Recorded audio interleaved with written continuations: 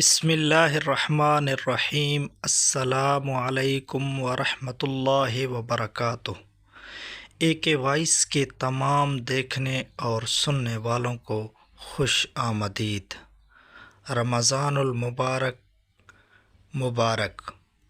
رمضان کا چاند دیکھ کر ایک وظیفہ پڑھنے کا حکم۔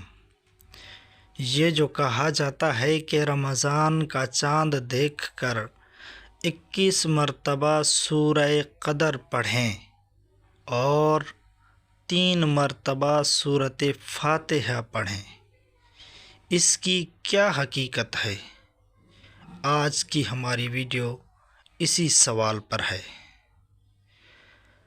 اس کا جواب یہ ہے کہ ممکن ہے یہ وظیفہ کسی بزرگ کے مجربات میں سے ہو، اس لیے پڑھنے میں حرج نہیں۔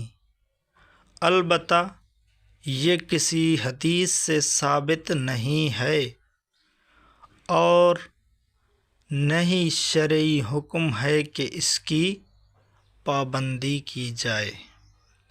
یہ بات آپ ذہن نشین کر لیں کہ یہ حدیث سے ثابت نہیں ہے اور نہ ہی شرعی حکم ہے کہ اس کی پابندی کی جائے، لہٰذا پڑھنے کو لازم نہ سمجھا جائے۔